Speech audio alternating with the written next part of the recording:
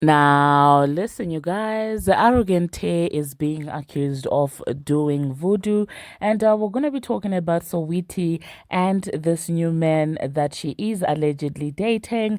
And boy, oh boy, the man is absolutely loaded. And we're also going to be talking about Beyonce and Album of the Year, as well as Chloe Bailey being put on blast, you guys. I really didn't expect this of Chloe. Now, these are some of the things that we are going to be talking about in this video. Hello, tea lovers, and welcome to the tea plug. I trust you guys are doing well, and I trust you are doing great. Personally, I am doing great, you guys. I am doing extremely amazing.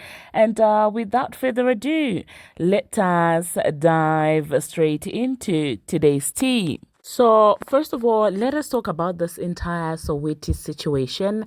Now, it is being reported that Saweetie might be out here dating a billionaire. Now, I'm just like, Saweetie, I am absolutely impressed because, listen, this girl goes where the money resides, where the money resides, where the money resides. That's exactly where Saweetie goes. So, anyway, the man in question is allegedly, I don't know about the pronunciation, you guys, Theodora. I'm not gonna try and pronounce the rest of the name, but he is allegedly a billionaire. And if he's treating our girl nicely, that's all that matters.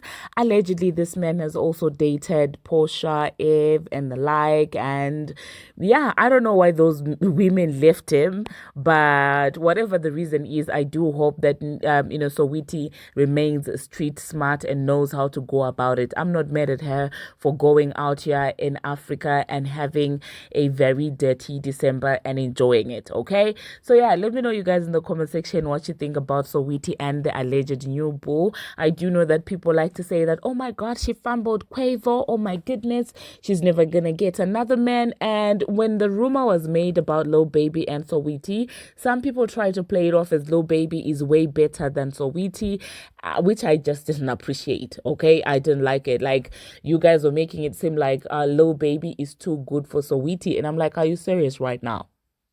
So I love the fact that she's going out here. She's leveling up in terms of the financial standing of this man. Allegedly, Saweetie did attend an event of this man. And so, yeah, let me know in the comment section what you think about that. Now, the next thing that we are going to be talking about, yesterday I reported about, Jada Wader and Quavo allegedly dating, and Addie Fletcher also sleeping with James. I'm not going to try pronounce the last name because some of you are like, oh my goodness, that's not how you pronounce his last name.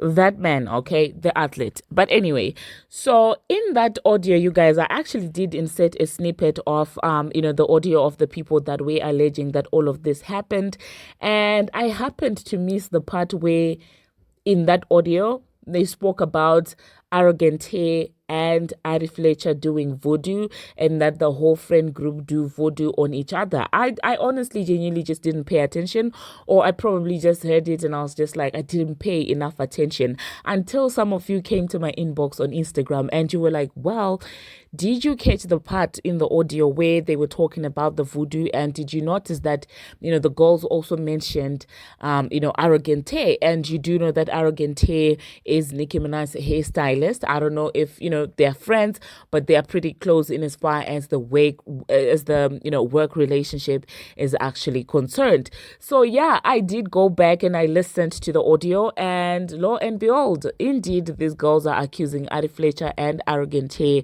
of doing voodoo. Now, I don't know much about voodoo because that's not my faith. But I do know that, well, just like any other faith, there's the good and there's the bad.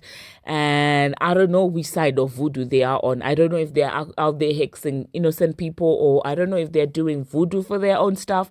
So I just don't know, you guys. Let me know in the comment section how you feel about this. Do you think that Nicki Minaj is safe mixing with people who are being accused of doing such?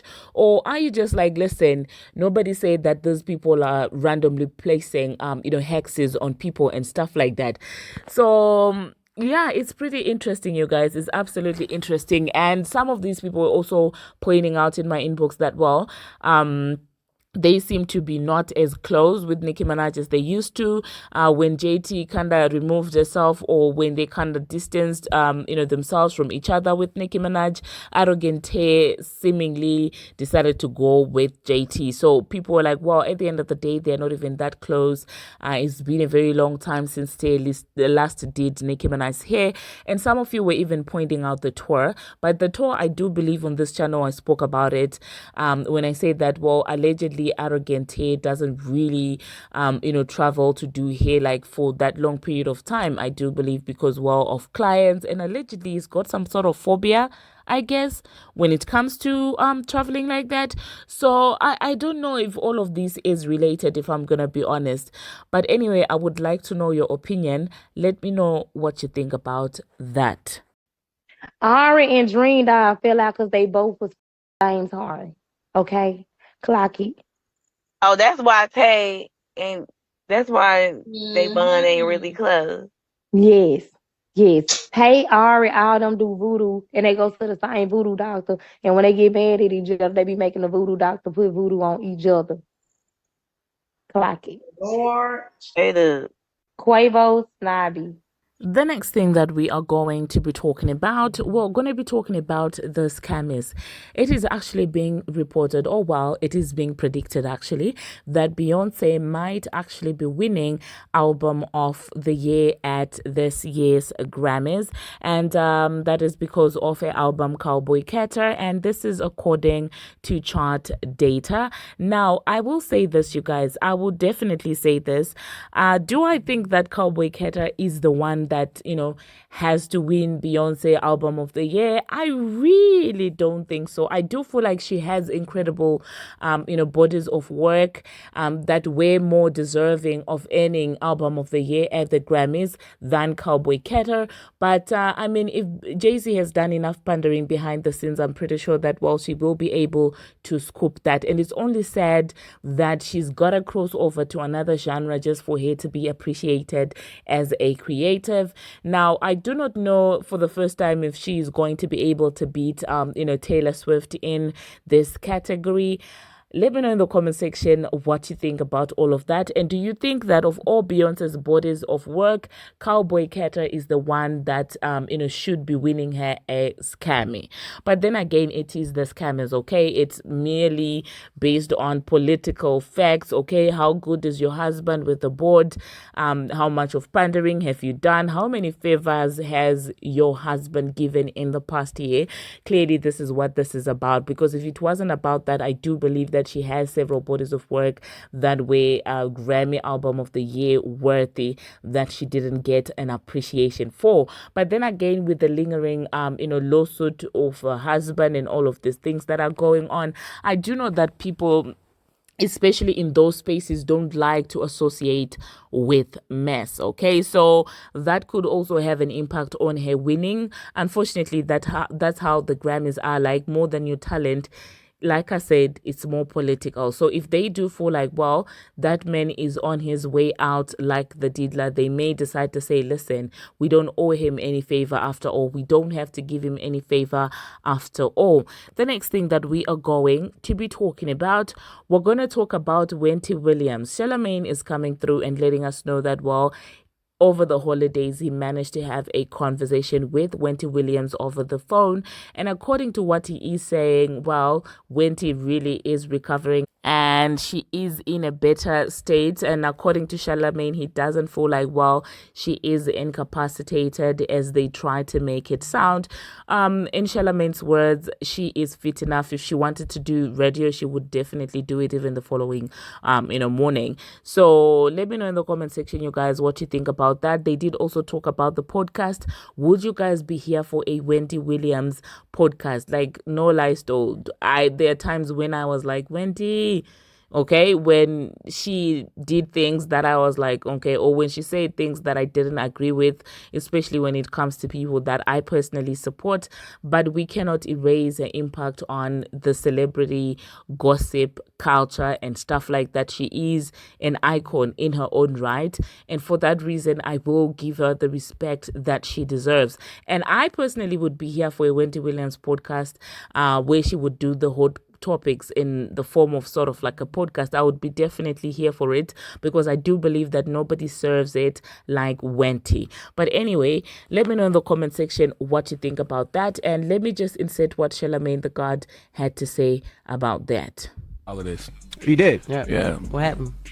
She seemed perfectly fine to me. Like, Wendy sounded like she could do radio tomorrow if she wanted to. You reached out to her. She reached out to you. How did it happen? Oh, she called you. Yeah, and I don't know what incapacitated means in regards to dementia or whatever it is they say she was dealing with. But no, there ain't nothing incapacitated about Wendy Williams. How was her energy? How was she sound like Wendy Williams? I'm trying to tell you, like there was she didn't skip a beat. She actually said to me when she called me, she was like, "Why are you answering the phone like we just spoke yesterday? We just talked last week." Like she wanted me to be more excited. She called me. Stop acting like you sit on my lap, nigga. What's up? That's Stop exactly that's exactly what it was. Really? To the point where you know sometimes you be on, like I have the phone on like my shoulder. Yeah. I was washing my hands because I peed, and we didn't have to hear that part. But I'm just saying. And all then, right. and I guess the phone must have said record or something like that. So the phone says, and when I saw it, I stopped it. So it said recording conversation. Stopped. Yeah. So she was like, "Are you recording me?" And then she was like, "No, you wouldn't do that." Like, so it's like she's perfectly normal. She said she wanted to come back to media. Did she say anything about that? Like she wished she could be giving us all the tea? I don't want to say all of that. Oh, okay. But like I said, she could do radio tomorrow if she wanted to. Oh, okay. I say all that. right, cool. That's what's up. Wait a She minute. want to. That's not for me to. Yeah, you that's not recorded the whole conversation. call, but you can't tell us. I would never do that. But, All right, but cool. Jesse should have asked him, did she want to do a podcast? Well, Well, she said she already wanted to do a podcast before. She put that out there already. I'm just saying she's calling you. You have your podcast. She called me network. because it was the holidays. Okay, that's what that was about. It was a holiday phone call, catching up with your people at the end of the year. That's what that was. Yes. he was scared. We're as dropping hell the clues he bombs saw for that Wendy Williams. Okay, What you say, Jess? number. I said he was scared as hell. He saw that number. it wasn't a number. It was a block call. Thank you. And he All right. quit. He was even more scared. You already know what's up. No call ID. But I spoke to Wendy over the holidays. You did. Yeah.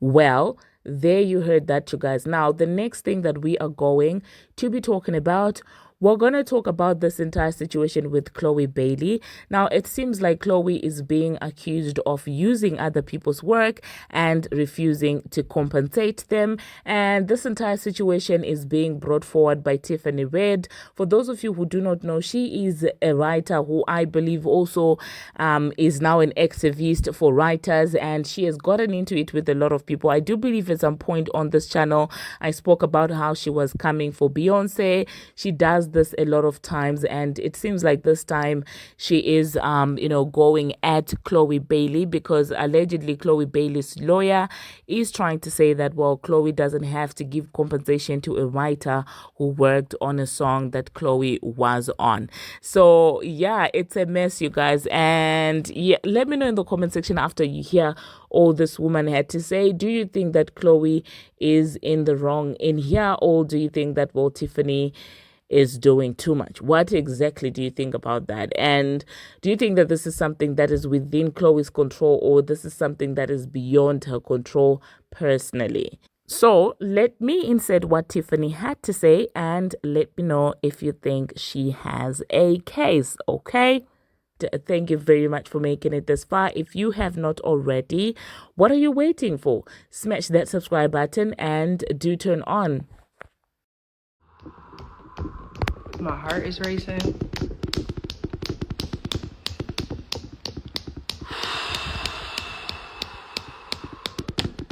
So, I just got off of a call myself. What's Jeremy Moore? Jeremy Moore is Chloe Bailey's lawyer. Jeremy, I want to let you know that I was in the shadows of that call, listening to you myself speak on Chloe's behalf, and all y'all motherfuckers. Oh, your sound. Wait, can you hear me? Can y'all hear me? Hold on. Let me start over. Let me move over here. I'll start again. So, I just got off of a call with Forrest, with his lawyer, and with Chloe's lawyer, Jeremy Moore. Now, I don't know that Jeremy Moore knew that I was on that conference call, but I was on that conference call listening to how he represents his client. So for all of you that are like, leave Chloe alone, I want you to know that Chloe has a dog of a lawyer representing her. So I don't feel bad for you, Chloe.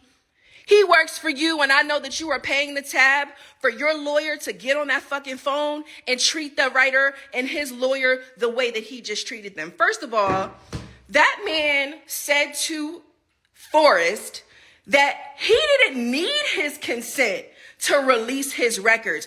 Oh, this sounds like just a publishing dispute.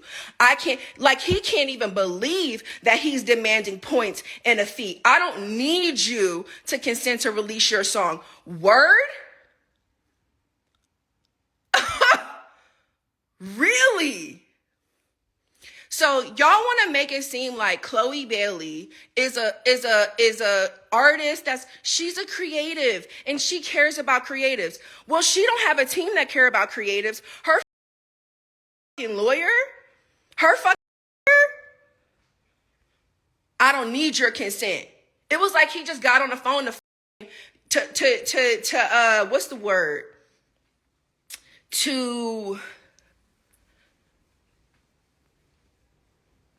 It felt like a piss contest.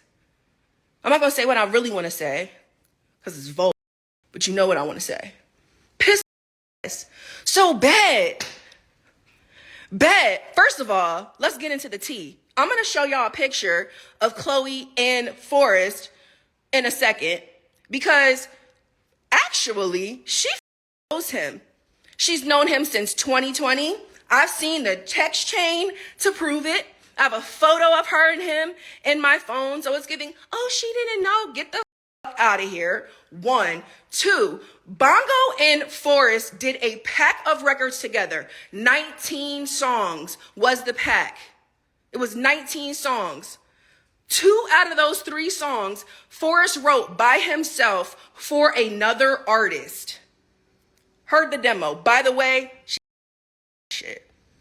Okay. They decided, Forrest found out that Bongo had played some of the songs for Chloe. So he's like, all right, cool. Let me know what records she liked. They never let him know what records they liked. Ever. Never, never, never. I got the paper trail to prove it. I got it. I seen it. It's there. They're going. Yo, what's up? Yo, what's up? Yo, what's up? Yo, what's up? Yo, what's up? Since August, this record has been out. So since far before August, this back and forth has been going on all last year. That's why I'm coming in so hot. That mother Jeremy Moore just got me so bro.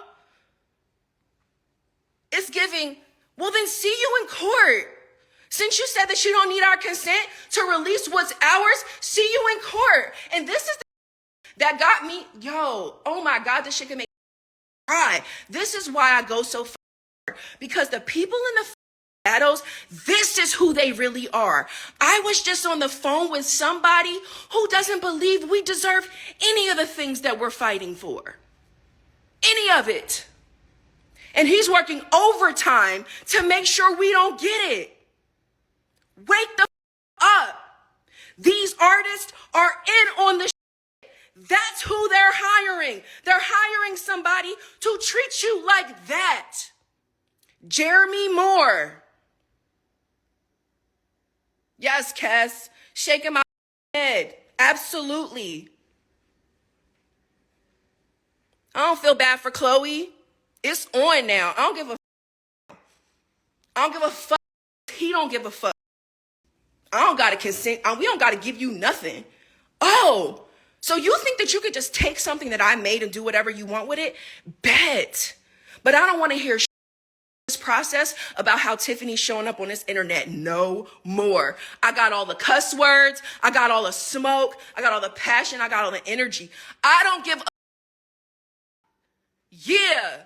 Big loud voice. Oh my gosh, she's crazy. No, I'm matching your energy, Jeremy Moore. I'm matching your energy, mother what's her name? I'm matching your energy, Chloe Bailey. You know who the you are. You got your friends in my DMs. Why don't you fucking me yourself? Leave Chloe alone. You shouldn't be going as hard as her as you are. One of Chloe's friends DM me talking about they believe that Chloe deserves publishing because of her energy. What? Her energy? Energy is not what gets you publishing. Songwriting is what gets you publishing. A composition is lyrics and melody. Your energy, your bravado, your essence, how you perform the song is what you get paid for because you are a performing artist with a recording contract. You get sound exchange royalties. You get performance royalties. You get show money. You get money for merch. Off with your essence because you don't even sell records. This is not an opportunity, my nigga. You are not Beyonce. And that's what I said to her friend, and that's what I'm this internet. You are not Beyonce, Chloe Bailey, and your is moving like you are the opportunity of Beyonce as an artist, and you are not. We are not making any money off of publishing, off of an album cut on you. We are not. I don't give a kind of energy you have. The only energy you need is to be having energy of a pen in your hand signing a mother check. Ooh, I'm pissed. Y'all lost y'all motherfucking Jeremy Moore. Ooh. And let me tell you something. Forrest, his lawyer, the way she handled chef's kiss. Chef's kiss, the shit had me running around the house. He was like, we don't need your consent. She was like, well, then you can say that to our litigator. Are we done here? Click. Ah! See you in court then. See you in court.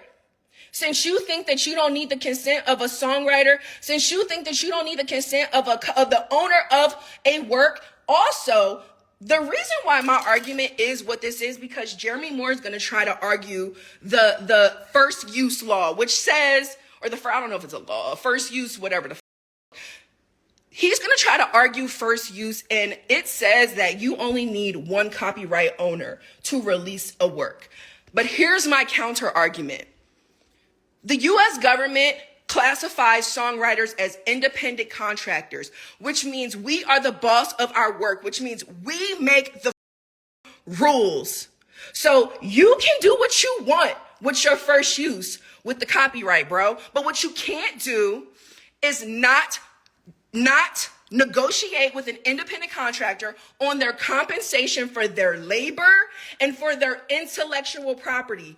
And Forrest wants $10,000 a song for 2 of the songs, because there's co-writers on the other records. For 2 of the songs, he wants 2 points, and he wants his publishing, because publishing ain't worth shit. Jeremy Moore. Publishing ain't paying the bills. Jeremy Moore. Would you be working for Chloe Bailey if all she had to use to pay you was publishing? Jeremy Moore? Is that his name? Hold on, let me look on my notes. I think that's your name. I hope it's not. I hope I was saying your name wrong this whole time, because that's how much I don't give a Oh, it is Jeremy. Mother. I'm so pissed. But I love the opportunity to get to peek behind the curtain and to see how wicked,